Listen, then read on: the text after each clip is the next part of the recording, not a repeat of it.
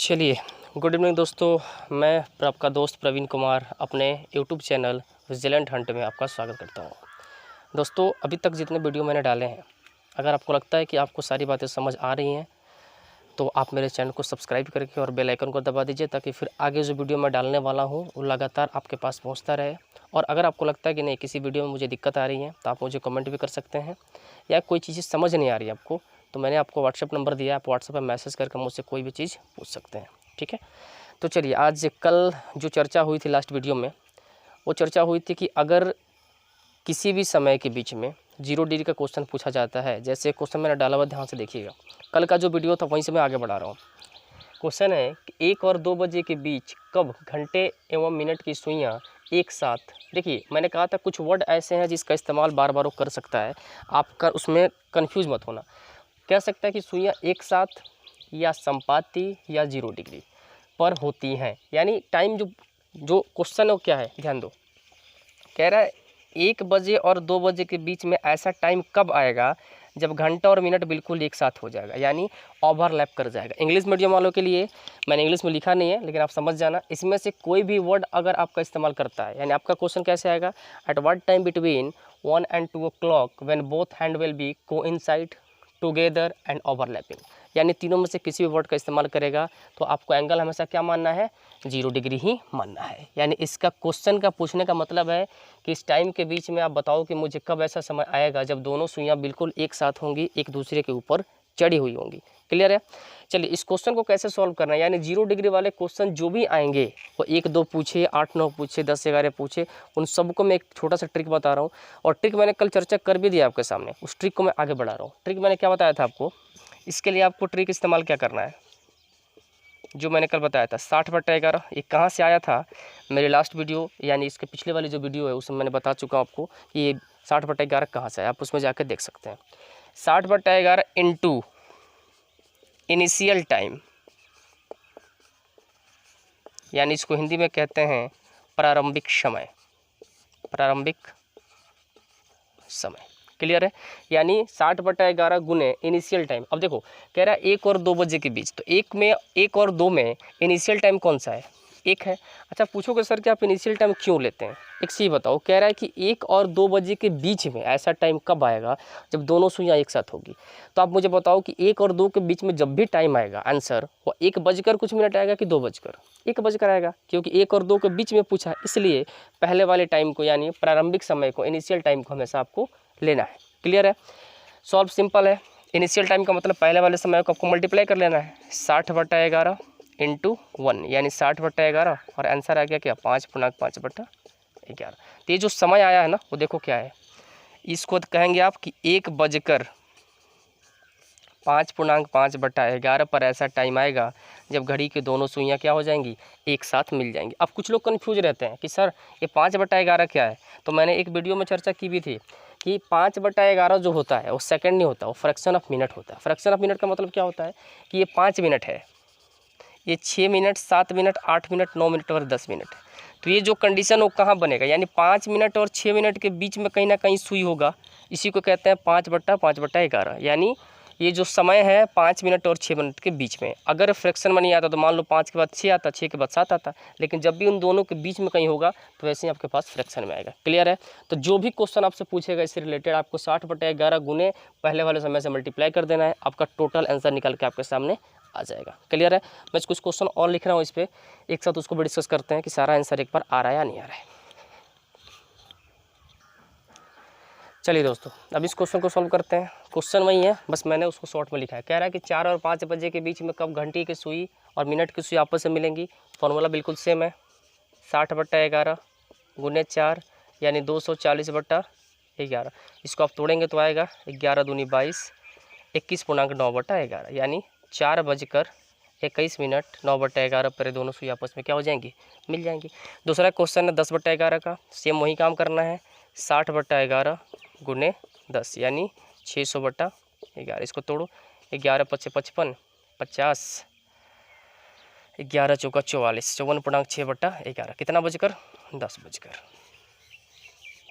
तीसरा क्वेश्चन क्या, 8 9, तो 60/11 गुने 8, यानी 480/11। इसको तोड़िए, 11 × 4 = 44, 43.7/11 कितना बजकर 8 बजकर। देखो सारा क्वेश्चन आसानी से बन रहा है। कितना सेकंड लग रहा है आपको? मुश्किल से 3 से 4 सेकंड लगेगा आपको आंसर निकालने में। अच्छा, ये कह रहा है कि 11 और 12 के बीच में ऐसा टाइम कब आता है जब दोनों सुइयां आपस में मिलती हैं। तो फार्मूला आपके सामने बिल्कुल सेम रहेगा। ये कट गया, कितना बजकर 60 मिनट, तो 11:60। आप मुझे बताओ कि इसकी चर्चा पहले हुई थी 11 और 12 बजे के बीच में क्या दोनों सुइयां आपस में मिलती है? नहीं मिलती है। इसलिए देखो आंसर भी आ रहा है 11:60। इसका मतलब क्या होता है? 12 बजे, यानी 11:60 का मतलब क्या होता है? 12 बजे। तो 11 और 12 के बीच में सुइयां आपस में मिलती ही नहीं है, इसलिए उसका आंसर भी नहीं आएगा। आपके सामने प्रूफ हो गया। हमेशा वो कहाँ मिलती हैं? सीधे 12 बजे। अच्छा, यहाँ पूछ रहा है कि 12 और 1 के बीच में कहाँ मिलते हैं। ये भी आपको पता है कि 12 और 1 के बीच में मुलाकात उनकी होती ही नहीं है, यानी 11 और 1 के बीच में एक ही जगह सुई मिल पाती है, 12 बजे। इसको भी अगर चेक करना चाहे तो आप चेक कर सकते हैं। एक चीज़ बताओ, मैंने कहा था ना कि जब भी घड़ी में 12 बजता है तो 12 वाली जगह पर हमेशा क्या लिया जाता है? 0। तो अगर 60/11 को आप 0 से मल्टीप्लाई करोगे तो क्या आएगा? 0। और 1:0 का मतलब क्या होता है? सॉरी, 12:0 का मतलब क्या होता है? 12। देखो ये भी प्रूफ हो गया। क्लियर? तो जिस भी समय के बीच में 0 डिग्री का क्वेश्चन आपसे पूछेगा, आप आसानी से इस क्वेश्चन को सॉल्व कर सकते हैं। क्लियर? ये बिल्कुल सिंपल सवाल आपके सामने बनकर तैयार हो गया। अब होता है क्वेश्चन कि थोड़ा अगर इससे आगे पीछे सवाल पूछे, यानी कन्फ्यूजन वाला क्वेश्चन आपके पास डाले, तो उसको कैसे सॉल्व करना है। क्लियर है? चलिए उसको भी देखते हैं। चलिए ये क्वेश्चन उससे थोड़ा हटके है। क्या कह रहा है क्वेश्चन? इसमें मिनट भी डाल दिया है। कह रहा है कि 2:15 से 3:42 तक कितनी बार घड़ी की दोनों सुइयां एक साथ होती हैं। यानी आपको पता करना है कि घड़ी में जब 2:15 होगा, यहाँ से लेकर और 3:42 होगा, तहाँ तक कितनी बार ऐसा कंडीशन आएगा जब दोनों सुइयां आपस में मिलेंगी। ध्यान रखना, जिस समय के बीच में पूछ रहा है क्वेश्चन, उसी समय का डिस्कशन आपको करना है, उससे ना बाहर जाना है। देखो कैसे, जैसे 2:15 से पूछा है तो 2:14 भी अगर आएगा तो आपको उससे कोई मतलब नहीं है, क्योंकि हमसे क्या पूछा है? 2:15 से बताना है कि होगा या नहीं होगा। 3:42 तक पूछा है तो 3:43 आ जाए तब भी उसको इग्नोर कर देना है। यानी इस टाइम के बीच में कितनी बार दोनों सुइयां आपस में मिलेंगी। कैसे क्वेश्चन सॉल्व होगा थोड़ा ध्यान दो। कह रहा है 2:15 to 3:42, इसमें आपको चेक करना है। तो इसको चेक करने के लिए आप क्या करना कि 2 और 3 के बीच वाला चेक कर लेना, पता चल जाएगा। इसको चेक करने के लिए 3 और 4 के बीच में चेक कर लेना, पता चल जाएगा। तो इसको कैसे चेक करते हैं? 60/11 गुने 2 यानी 120/11 यानी 10.10/11। यानी 2 और 3 के बीच में जो घड़ी की सुइयों का मिलने का समय होता है वो होता है 2:10 10/11 पर। 3 और 4 के बीच में जो मिलने का समय होता है वो होता है 16.4/11। काटोगे तो इतना ही आएगा। यानी कितना बजकर? 3:16.4/11। अब देखो क्या करना है। अब आपको इसको निकालने के बाद एक बार चेक करना है कि 2:15 से और 3:42 के बीच में समय आना चाहिए। अगर बाहर आता है उधर या इधर पीछे रह जाता है तो हमको नहीं लेना है। यहाँ आया है 2:10.10/11, यानी 2:15 से पूछा था और ये दिया है 2:10, यानी ये टाइम इसमें आएगा नहीं, इसमें काउंट नहीं होगा। यहाँ 3:42 तक चेक करना था, यहाँ 3:16 आया है, यानी ये जो समय है 2:15 और 3:42 के बीच में है या नहीं है, तो इसको ले लेना है। कितनी बार मुलाकात हो रही है दोनों की? एक बार। क्लियर है? तो ऐसे क्वेश्चंस भी अगर एग्जाम में आपके पास आते हैं मिनट वाला डाल के, तो आपको कन्फ्यूज नहीं होना है, बिल्कुल निश्चिंत रहना है। क्लियर? अच्छा, यहीं एक चीज़ की चर्चा कर लेते हैं। अगर मान लो कि यहाँ 3:42 ना होके 4:42 होता और पूछता कि बताओ कितनी बार घड़ी की दोनों सुइयां आपस में मिलेंगी, क्योंकि जब मैं 1 घंटे का क्वेश्चन बताता हूँ तो बच्चे 2 घंटा का भी पूछते हैं, तो उसको भी देख लेते हैं।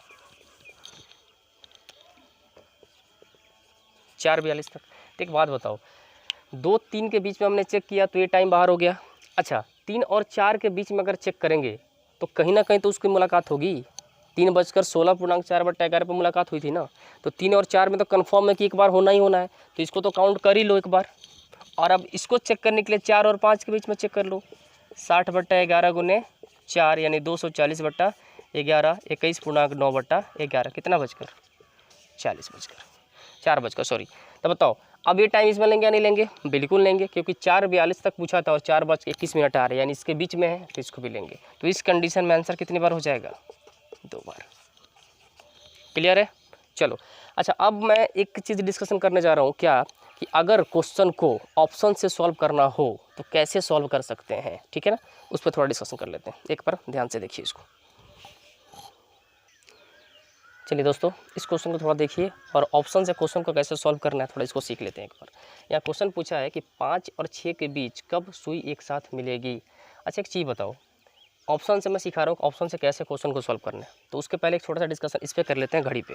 एक बात बताओ मुझे, अगर 1 और 2 के बीच में घड़ी की सुइयों को आपस से मिलना है तो मैंने कहा था कि 1 बजकर कुछ मिनट आएगा, कहा था मैंने। तो 1 और 2 के बीच में अगर घड़ी की सुइयाँ आपस में घंटे और मिनट के मिलती हैं तो 1 बजकर आंसर कितने और कितने मिनट के बीच आएगा, तो आपको पता होना चाहिए ना कि अगर इसके और इसके बीच में सुई कहीं मिलेगी तो आंसर 5 मिनट और 10 मिनट के बीच आएगा, ये कन्फर्म है ना। अच्छा, अगर मैं कहता हूँ कि नहीं घड़ी की सुइयों को 10 और 11 के बीच में मिलना है, ठीक है, 10 और 11 के बीच में घड़ी की सुइयाँ मिली हैं तो आंसर 10 बजकर कुछ मिनट आएगा। तो मिनट कहाँ से कहाँ तक, यानी 50 से 55 मिनट के बीच ही आंसर आएगा ना, तो कन्फर्म है। यहाँ देखो, यहाँ मैंने जो तरीका आपको बताया है कि 5 और 6 के बीच में आपको आंसर निकालना है, तो फॉर्मूला आपके सामने है 60/11 गुने 5 कर लोगे, काट कूट का आंसर आपका आ जाएगा। लेकिन ऑप्शन से अगर आप थोड़ा भी कॉमन सेंस यूज कर लेते हैं तो मुझे लगता है कि बिना आंसर निकाले, क्योंकि देखो एग्जामिनर भी होशियार, एग्जामिनर भी ऐसे क्वेश्चन बहुत कम ही देता है, लेकिन अगर उसने ऐसा डाल दिया तो आप अगर कॉमन सेंस आपका अच्छा काम कर रहा है, अच्छे तरीके से आप सोच पा रहे हैं, तो आपको 60/11 निकालने की आवश्यकता भी नहीं पड़ेगी। जैसे इस क्वेश्चन में देख लो आप, बिना सॉल्व किए आपका आंसर आ जाएगा।